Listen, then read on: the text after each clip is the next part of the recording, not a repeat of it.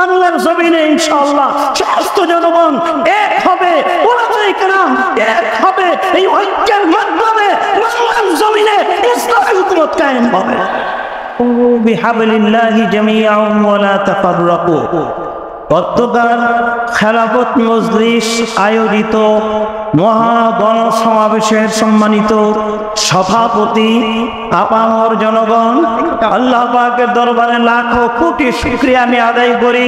আজকের এই জনসমুদ্র দেখে আমার অন্তঃকরণে বারবার এটা সাক্ষী দিচ্ছে যে আগামী দিন ইনশাআল্লাহ এই খেলাফত মজলিসের ব্যানারে বাংলাদেশে ইসলামী হুকুমত কায়েম হয়ে যাবে ইনশাআল্লাহ।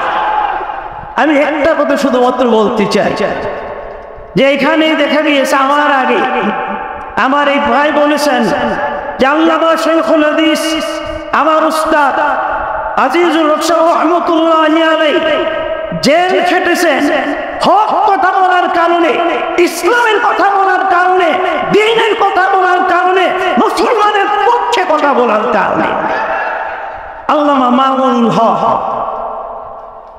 নির্যাতিত হয়েছেন, জুলুমের শিকার হয়েছেন, জেলে গিয়েছেন ব্যক্তিগত কারণে।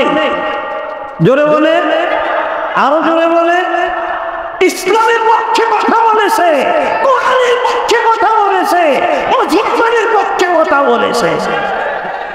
মুসলমানের পক্ষে কথা বলার কারণে নির্যাতিত হয়েছে, দুর্নাম রটিয়েছে।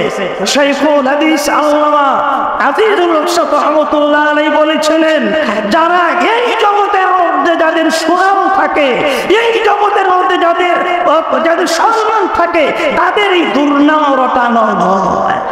এইটা শাইখুল হাদিস সাহেবের জবানের কথা, আমার তো মনে আছে। আর এটা আল্লাহ পাক তেনার ছেলেরে দিয়ে গোটাই দিয়েছে। এটা প্রমাণ করে যে বাস্তবিক পক্ষে সোয়ামের ব্যক্তি, ভালো ব্যক্তি, তারা বাংলার জমিনে ইনশাআল্লাহ সমস্ত জনগণ এক হবে, ওলামায়ে কেরাম এক হবে। এই ঐক্যের মাধ্যমে বাংলার জমিনে ইসলামী হুকুমত কায়েম হবে। আখির দাওয়ানা আলহামদুলিল্লাহি রাব্বিল আলামিন। আসসালামু আলাইকুম ওয়া রাহমাতুল্লাহি ওয়া বারাকাতুহু।